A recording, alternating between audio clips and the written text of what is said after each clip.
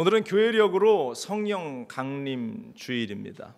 또 우리 교회가 창립한 지 42년째가 되는 날이 오늘 이 귀한 복된 주일입니다. 성령 강림 주일은 이 부활주일 이후에 부활주일이 지나고 7번째 주일이 지난 오순절날 성령의 강림했던 그 사건들을 우리가 함께 기억하고 또 다시 우리 안에 그 성령의 충만함이 있기를 간구하는 그 마음으로 서기 위해서 교회력으로 우리가 함께 기념해서 예배드리는 그러한 주일이에요. 여러분들에게 질문해 볼까요? 성령이 충만하십니까? 목소리가 별로 시원치 않습니다. 다시 한번 묻습니다. 여러분들 안에 여전히 성령이 충만하 있습니까?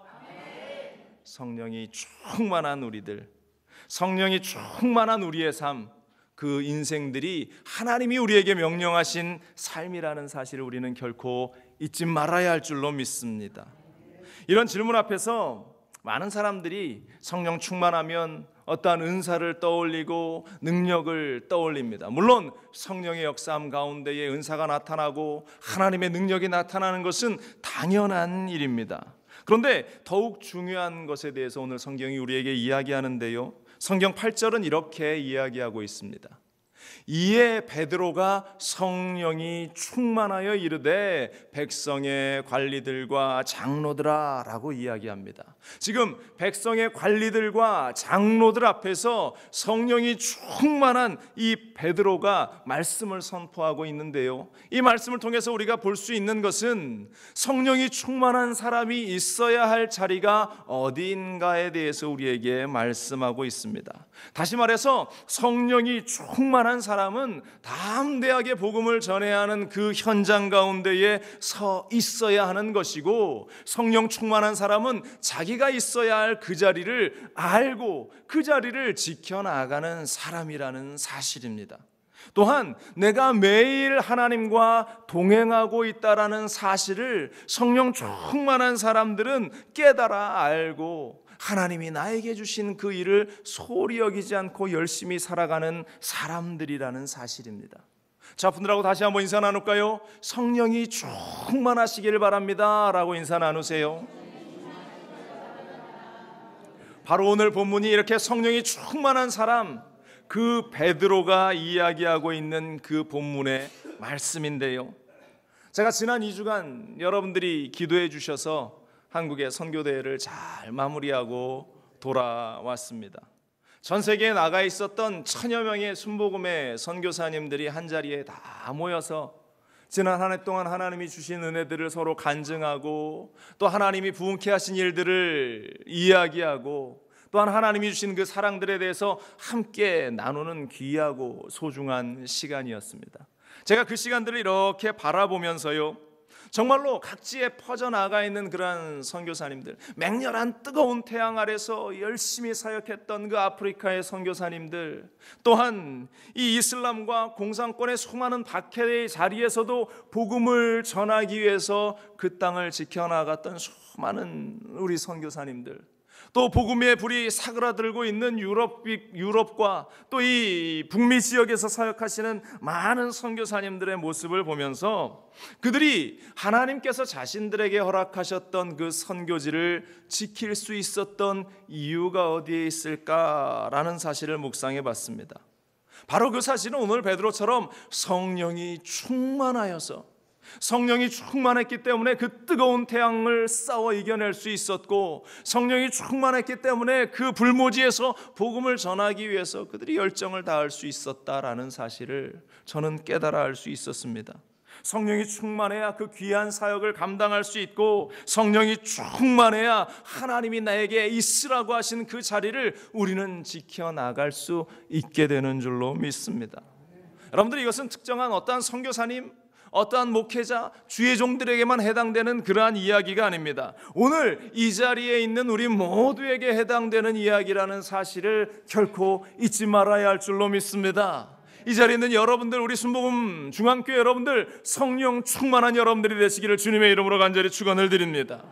오늘 본문은 베드로가 이 앞장에 3장에서 그 안진뱅이를, 미문 앞에 앉아 있었던 안진뱅이를 일으킨 그 사건의 이어지고 있어요. 유명한 말이죠. 내게 은과 금은 없거니와 내게 있는 것을 내게 주노니 나사렛 예수 그리스도의 이름으로 일어나 걸어라 했을 때에 그 병자가 고침을 받았단 말입니다. 병자가 고침을 받은 후에 많은 사람들이 이 사건을 보면서 열광하면서 이 구원받은 사람들이 모여들기 시작하면서 그날에 5,000명이 구원을 받았다라고 성경은 그 사건을 기록하고 있습니다. 우리는 이 5,000명이라는 그 숫자를 들을 때에 오병이어의 기적을 연상하게 되는데요. 그런데 그 오병이어의 기적과는 조금 다르게 베드로는 자신을 붙드는 사람들에게 더 이상 육신의 떡이 아닌 어떠한 치료의 역사가 아닌 진정한 하나님의 구원의 메시지를 선포했다라는 사실입니다. 사도행전 3장 11절로 12절은 이 사건을 이렇게 그리고 있습니다.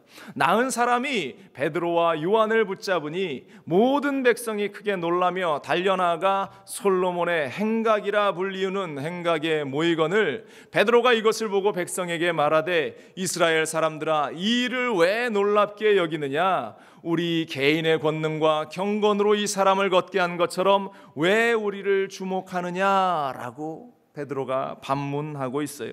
안진뱅이를 일으킨 베드로가 그들에게 떡을 나눠준 것이 아닙니다. 또 자신의 어떠한 인기몰이를 위해서 그 사람들을 현혹시킨 것도 아닙니다. 이 기적은 오직 하나님으로부터 주어진 것이고 너희가 성령을 받아서 회개하며 하나님께로 돌아오라고 베드로가 그들에게 말씀하고 복음을 전하고 있는 사건이 바로 이 복음의 이 오늘 성경의 메시지입니다. 그런데 당시 기득권자들이었던 종교 지도자들은 이 같은 일에 대해서 노골적으로 반감을 보이고 있음을 우리가 보게 되죠. 사도행전 4장에 넘어와서 이러한 모습이 기록됩니다. 1절로 3절에 사도들이 백성에게 말할 때에 제사장들과 성전 맡은 자와 사두개인들이 이르러 예수 안에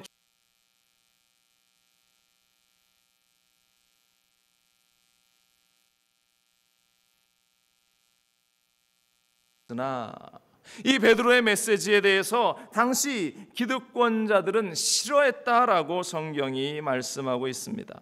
이러한 상황 가운데에서 이러한 배경을 가지고 베드로가 이제 그들에게 말씀을 증거하고 있는 것이 오늘 본문의 시작이에요. 8절에 베드로가 성령이 충만하여 자신이 서 있는 그 자리에서 하나님의 말씀을 전하고 있다라는 사실입니다.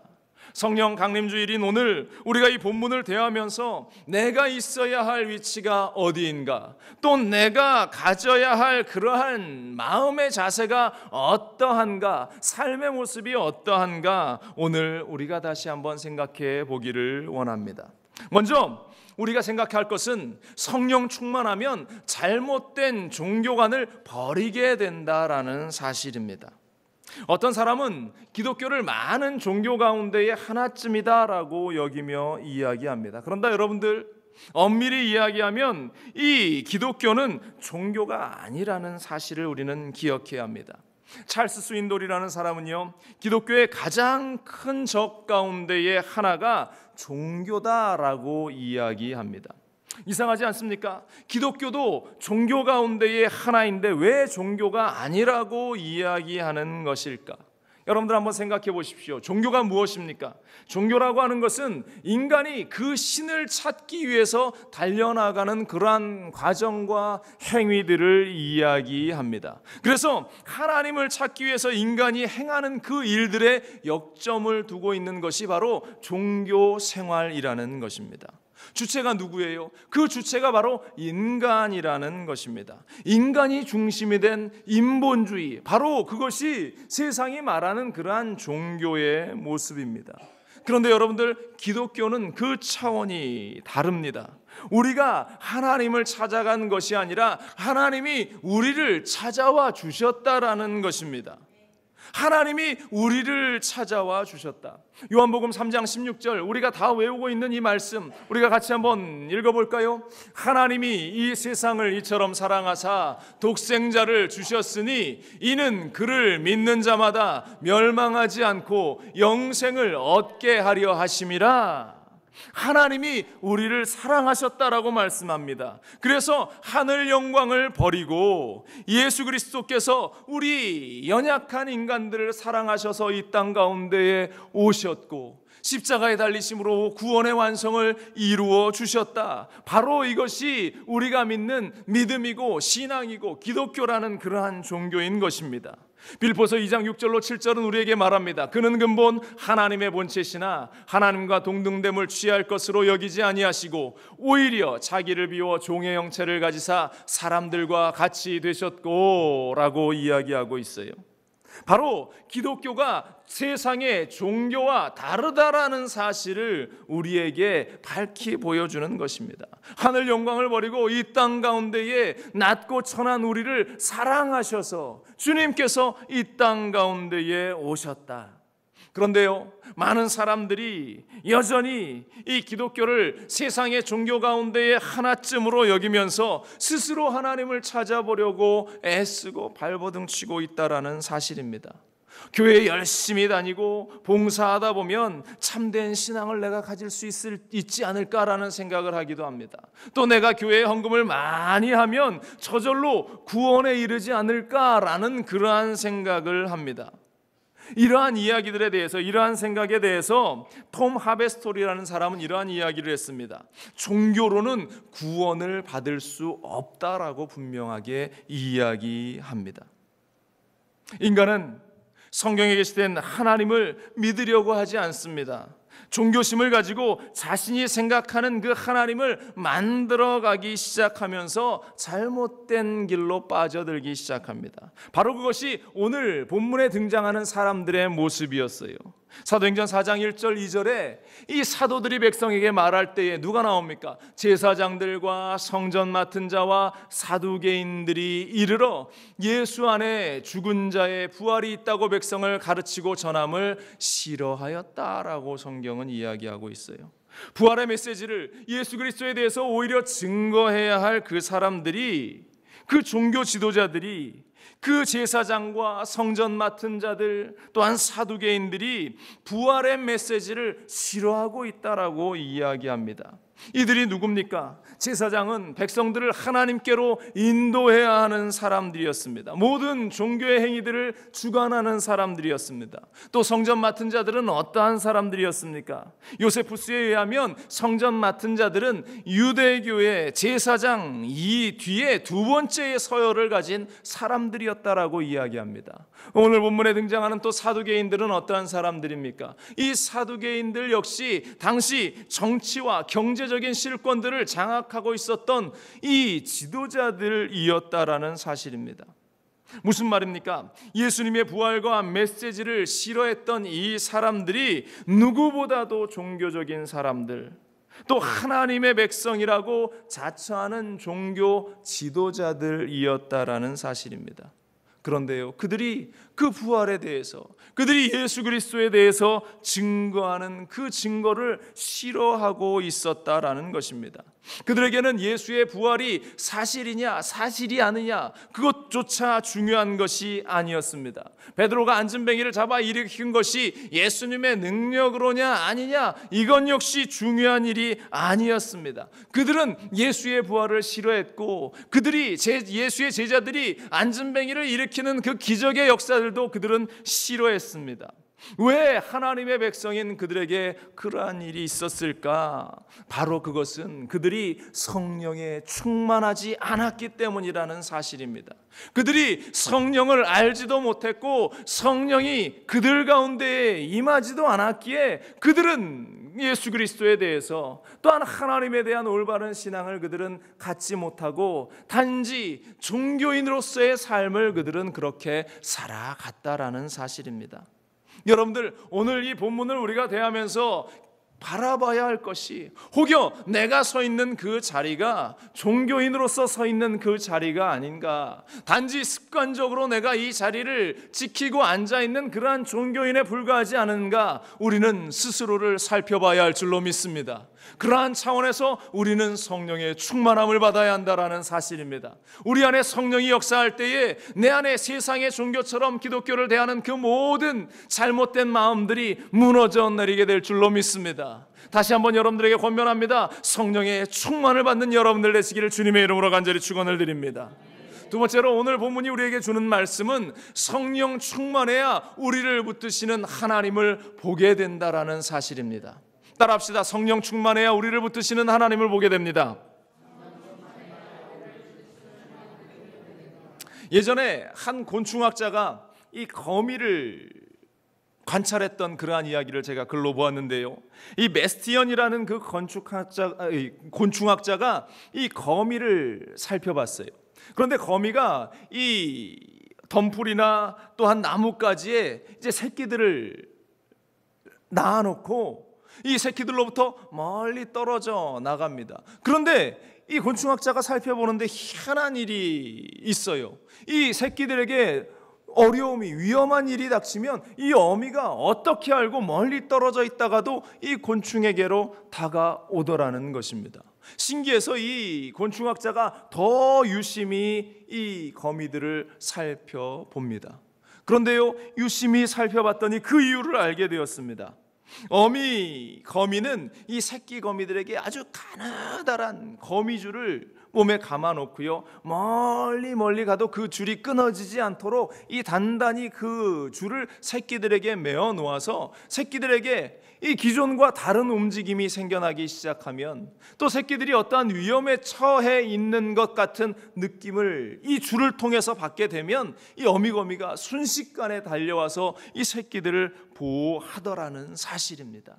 바로 우리가 성령에 충만한 것이 하나님이 우리를 그렇게 지키시는 일과 마찬가지인 것 같습니다. 호세아 11장 4절에 보면 이러한 말씀이 기록되어 있어요. 내가 사람의 줄, 곧 사랑의 줄로 그들을 이끌었고 그들에게 대하여 그 목에서 멍에를 벗기는 자 같이 되었으며 그들 앞에 먹을 것을 두었노라. 이스라엘 백성들을 지키시는 그 하나님, 사랑의 줄로 그들을 이끄시는 그 하나님의 모습이 성경 곳곳에 기록되어 있어요.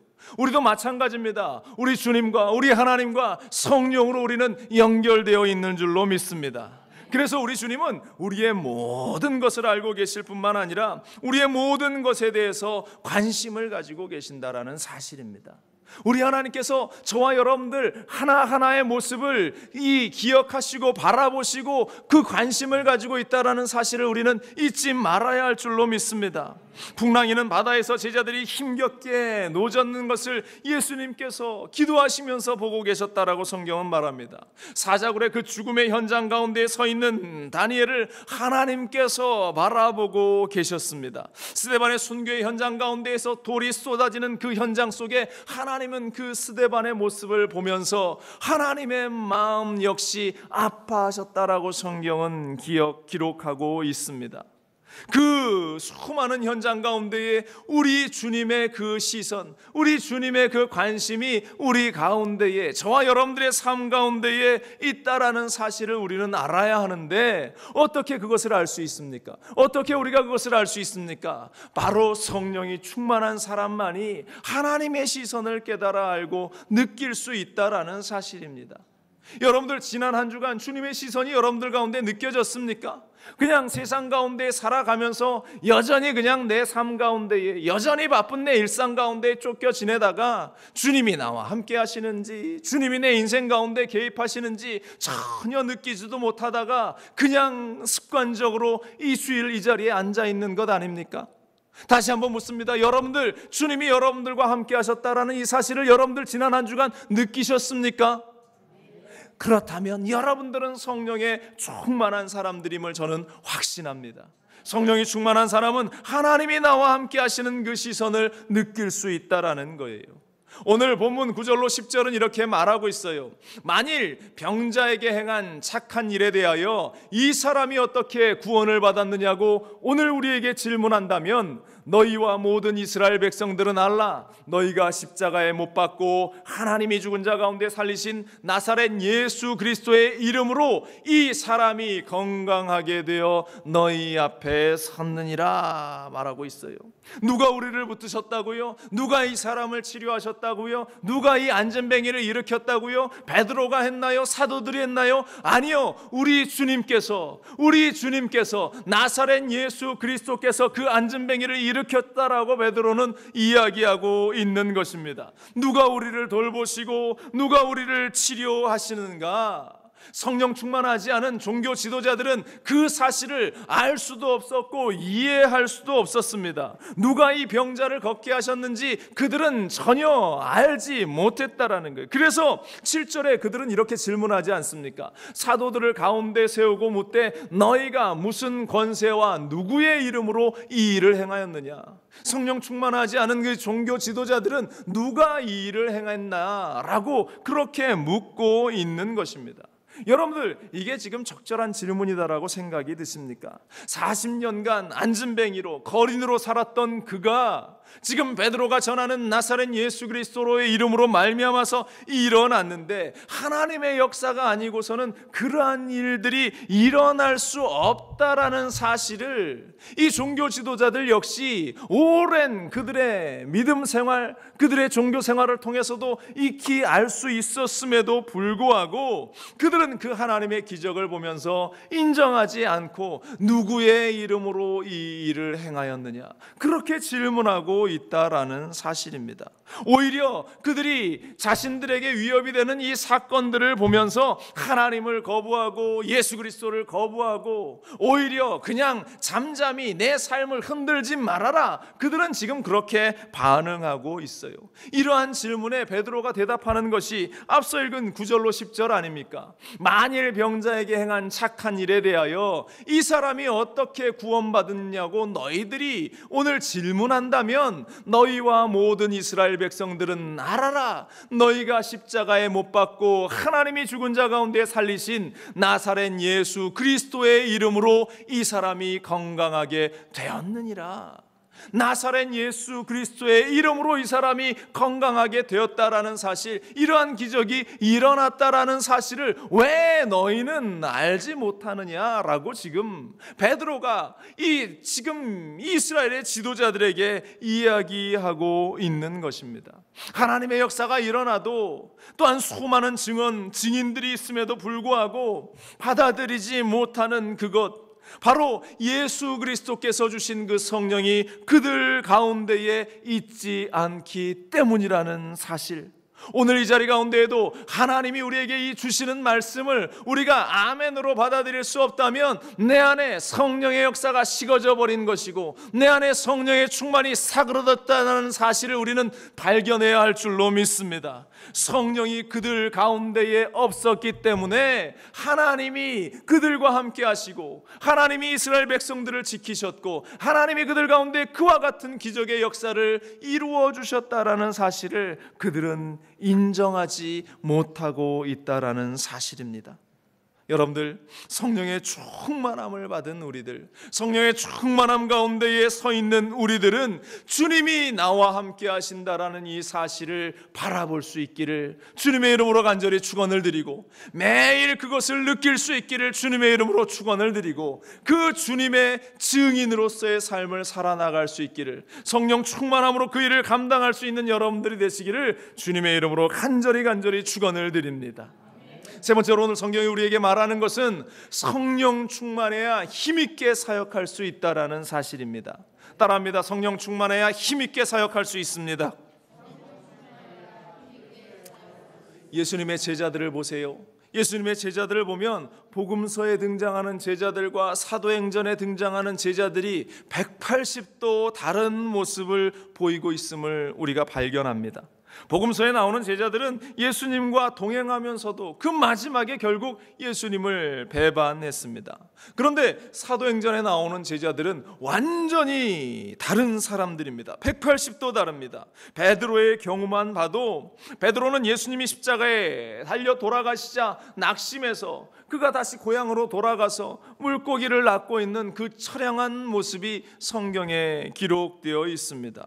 그런데 그랬던 그가 물고기나 낚아야 했다라고 이야기했던 그가 사도행전에 와서 성령의 충만함을 받고 오순절날 임하신 그 성령의 충만함이 그 가운데에 임하자 그가 나가서 복음을 담대하게 전하고 그가 복음을 전하자 하루에 3,000명이 주님께 돌아오고 오늘 본문처럼 5,000명이 믿는 사람들이 생겨납니다. 이 숫자는 남자만 해당되는 숫자이니까 수만 명의 사람들이 주님께 돌아오는 기적의 역사가 이 변화된 베드로를 통해서 나타났다라는 사실이에요. 어떻게 그가 그렇게 180도 바뀌어진 삶을 살 수 있었는가? 바로 그 해답은 성령의 충만함에 있다라는 사실입니다. 오늘 본문만 봐도요, 당시에 종교 지도자들이 다 그 자리에 모여 있습니다. 기득권자들이 다 모여 있습니다. 당시 가장 높은 위치를 차지하고 있던 사람들이 지금 다 그 자리에 모여서 지금 베드로와 그 사도들을 신문하고 있는데 베드로가 그들 앞에서 외치고 있는 것입니다. 오늘 본문 10절로 12절에 이렇게 말합니다. 너희와 모든 이스라엘 백성들은 알아라. 너희가 십자가에 못 박고 하나님이 죽은 자 가운데서 살리신 나사렛 예수 그리스도의 이름으로 이 사람이 건강하게 되어 너희 앞에 섰느니라. 이 예수는 너희 건축자들의 버린 돌로서 집 모퉁이의 머릿돌이 되었느니라. 다른 이로서는 구원을 받을 수 없나니 천하 사람 중에 구원받을 만한 다른 이름을 우리에게 주신 일이 없음이라 하였더라. 아멘. 베드로가 지금 당시의 최고의 지도자들, 학식 있는 사람들, 기득권자들 앞에 서서 지금 이렇게 외치고 있는 것입니다. 얼마나 멋진 복음 증거의 현장들이에요. 고관들이 모여있는 자리에서 주눅들지 않고 당당하게 하나님의 말씀을 전하고 있는 베드로의 모습, 우리 가운데에도, 저와 여러분들 가운데에도 이러한 모습이 좀 있어지기를 주님의 이름으로 간절히 축원을 드립니다. 사도행전에 등장하는 이 베드로에게 어떻게 이러한 모습이 나오게 되었을까? 어떠한 이러한 모습을 그가 가지게 되었을까? 그 해답은 다시 말씀드린 대로 성령 충만밖에 없다라는 사실입니다. 여러분들, 주님의 일을 이루어 나아가기 위해서는 나의 힘으로는 할 수 없습니다. 내 경험으로, 내 경력으로 가능합니까? 여러분들 해봤지 않습니까? 내 힘으로 되는 일들이 있습니까? 내가 사업을 해보려고 발버둥 쳐도 망하게 되고, 내 힘으로 무언가를 이루어 보려고 해도 그 길이 막히는 그러한 경험들 가운데에서, 내 재능으로도 안 되고 내 경험으로 안 되는 그러한 일들 가운데에 성령의 충만함이 우리 가운데 임하자 막혔던 문이 열어지고 닫혀있는 모든 것들이 해결되는 놀라운 역사를 우리는 경험해 보지 않았습니까? 성령 충만할 때에 그 일들이, 성령 충만할 때에 그 능력들이 우리 가운데에 나타나게 될 줄로 믿습니다. 성령 충만하지 않을 때는 늘 원망하고 늘 불평합니다. 그런데 성령 충만하니까 성령의 충만함으로 기쁨으로 그 사역을 감당하게 되는 일들, 바로 그것이 성령의 충만함이 우리에게 허락하시는 능력인 줄로 믿습니다. 영국의 유명한 설교자 찰스 스펄전이라는 목사님이요, 하루는 그가 설교를 하는데 자신이 생각하기에도 너무나 형편없는 설교를 했답니다. 허둥대면서 더듬거리면서 무슨 이야기를 했는지도 모르면서 우왕좌왕하면서 설교를 마치고 내려왔어요. 야, 설교 오늘은 죽었구나. 저도 그럴 때가 가끔 있습니다. 스스로 느끼기에도 야, 오늘은 죽었구나, 이런 생각들이 팍 머릿속에 다가오면, 마음 가운데 다가오면 쥐구멍이라도 찾아서 빨리 들어가고 싶은 그러한 때가 많이 있어요. 이 스펄전 목사님도, 그 위대한 설교가도 그러한 마음이 있었나 봅니다. 그래서 그가 이제 하나님께 기도하면서, 하나님, 제가 하나님께 예배하는 이 일에 열심을 다하지 못했습니다. 하나님 용서하시옵소서. 열심히 기도하고 다음 주에는 설교를 잘 해보리라 생각하고 열심히 준비했어요. 원고도 작성하고 열심히 설교를 준비해서 다음 날 설교했는데 정말 기분 좋게 설교를 마치고 내려온 옵니다. 내려오니까 성도들이 야, 목사님 은혜 받았습니다. 목사님 오늘 설교 너무나 훌륭했습니다. 막 칭찬들을 쏟아 부어 주더래요. 이 마음에 조금의 위안이 됐습니다. 그런데 이 스펄전 목사님이 이제 두 설교를 놓고 이제 어떠한 결과가 있었는가 조사를 해 보았습니다. 그런데 놀랍게 본인의 생각으로는 너무나 처참하고 실패했다는 그 전주에 있었던 그 설교를 듣고 무려 41명이 회심하고 주님을 믿기로 결단했더랍니다. 그런데 정말로 자신이 판단하기도 너무 만족스러웠던 그 주간의 설교에는 단 한 사람도, 단 한 영혼도 구원하지 못했다라는 그러한 결론을 그가 얻게 되었어요. 그 결과를 보면서 야, 주님의 일은 내가 하는 것이 아니구나 라는 것을 이 스펄전 목사님이 깨닫게 되었답니다. 여러분들, 하나님의 능력 없이는, 하나님의 그 능력 없이는 우리는 아무것도 할 수 없습니다.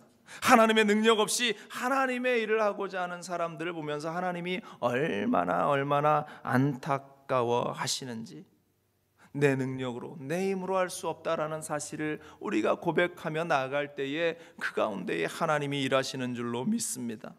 여러분들, 이 예배를 통해서, 이 자리를 통해서 하나님의 놀라운 은혜와 성령의 충만함을 여러분들이 받아 돌아갈 수 있기를 간절히 축원을 드립니다. 이 예배 시간이 얼마나 중요한지 몰라요. 우리가 하나님 앞에 예배드리고 무릎 꿇고 나가는 이 시간이 우리에게는 얼마나 중요한지 모릅니다. 우리의 삶 가운데에도 하나님의 능력이 있기를 원합니까? 우리의 삶 가운데에도 하나님의 크고 놀라운 은혜들이 나타나기를 원하십니까? 그를 위해서 여러분들 성령의 충만함을 받을 수 있기를 주님의 이름으로 간절히 축원을 드립니다. 성령 충만한 사람이 직장 생활을 하면 그 가운데에 하나님의 놀라운 역사가 일어나서요, 그 속에서 하나님의 일들이 나타나 이삭처럼 100배의 결실을 거두게 될 줄로 믿습니다. 성령 충만한 사람들이 공부를 하면요, 하나님께서 지혜를 주셔서 하나를 들으면 열을 깨달을 수 있는 지혜를 허락해 주시는 줄로 믿습니다. 성령 충만한 사람들이 신앙생활을 해나가는 그 삶 가운데에서는 하나님께서 기쁨을 주셔서 다윗처럼 하나님을 찬양하며 예배할 때에 바지춤이 내려가는 것도 모르면서 기쁘게 하나님을 예배할 수 있는 그러한 기쁨의 삶이 그들의 삶 가운데에 펼쳐지게 된다라는 것, 바로 그것은 성령의 충만을 통해서 이루어진다라는 사실입니다. 여러분들, 성령의 충만을 가지고 어떠한 자리에 있든지 그 주님께서 주신 은혜들을, 그 능력들을 마음껏 누릴 수 있는 여러분들 되시기를 주님의 이름으로 간절히 축원을 드립니다. 이번 선교대회 때요, 이영호 목사님께서 선교사들 모인 자리에서 카일 아이들먼이 이야기한 팬인가 제자인가라는 그러한 책에 대해서 이야기를 하셨습니다. 자신이 팬인가 제자인가 살펴보라는 그러한 말씀을 하셨어요. 팬은 어떠한 모습을 가지고 있냐면, 팬은 행동하지 않는다고 합니다. 또 팬은 예수님으로 인해서 자신의 삶이 뿌리채 흔들리는 것을 원하지 않는다라고 이야기합니다. 또 팬은 하나님에 관한 지식은 넘쳐나지만 하나님을 진정으로 알지 못한다고 합니다. 또 팬은 자신의 힘을 믿습니다. 또 팬은 예수님을 온전히 따르지 못하고 주저합니다. 여러분들, 오늘 이 아침에 스스로를 한번 돌아보기를 바랍니다. 내가 팬의 자리에 서서 그냥 그것으로 만족하고 싶어 하지는 않는가? 내가 팬의 자리에서 그냥 그렇게 하나님을 바라보고 그 자리에 서 있기를 원하는 것은 아닌가? 내가 팬의 자리에서 이 팬의 특성처럼 말로만, 또 예수님으로 인해서 내 삶이 흔들리는 것을 원치 않는 그 마음이 있다면 바로 그것은 내가 성령 충만하지 않기 때문이다라는 사실입니다. 성령 충만한 사람은요, 제자의 길을 걸어가기 시작합니다. 제자의 길이라고 하는 것은요, 바로 예수님 때문에 내 삶을 기꺼이 포기할 수 있는 삶입니다. 제자의 삶이라고 하는 것은요, 예수님으로 말미암아서 나의 기득권을 포기해야 할 그러한 자리에 설는지도 모릅니다. 예수님의 제자라고 하는 자들은 기꺼이 예수님 때문에 십자가를 지고 걸어 나가는 인생들이 되어야 한다라는 사실을 성경은 우리에게 분명하게 말씀하고 있습니다. 오늘 예수께서 부활하셨다는 이 성령 충만한 베드로의 설교 가운데에서 그가 강조하고 있는 것은, 아니 성경이 우리에게 말씀하고 있는 것은, 당시 기득권자들이 펜으로서의 자리를 내려놓고 예수의 제자의 자리에 서야 한다, 예수의 제자로서의 삶을 살아야 한다라고 말씀하고 있는 것입니다. 이것은 지금 우리에게 증거하고 있는 하나님의 말씀인 줄로 믿습니다.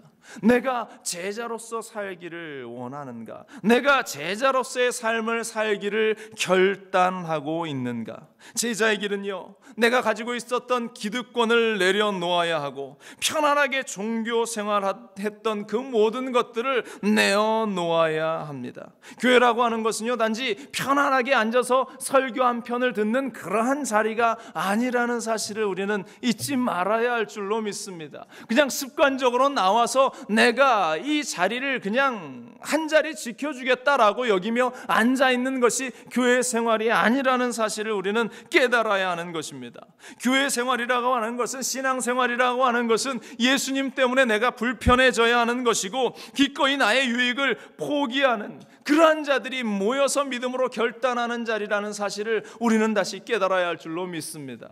오히려 이 말이 여러분들에게 불편하게 다가올 수도 있습니다. 이 말을 이해하지 못할는지도 모릅니다. 바로 그러나 하나님께서 우리에게 원하시는 것은, 하나님의 말씀 가지고 성령의 충만함을 받은 우리들은 우리가 이 예수의 제자로서의 삶을 살기를 원하고 그 일을 결단하면서 구원받은 자로서의 그 자리를 지켜나가기를 원하시는 것이 바로 우리 하나님께서, 우리 주님께서 우리에게 원하시는 마음이다라는 사실을 오늘 이 아침 우리는 발견해야 할 줄로 믿습니다.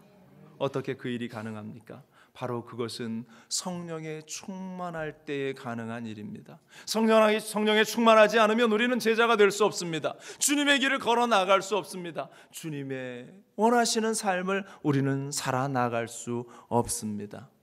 여러분들, 오늘 이 아침 다시 한번 여러분들의 신앙을, 우리의 믿음을 돌아보시면서 나에게도 성령의 충만함을 허락하여 주옵소서.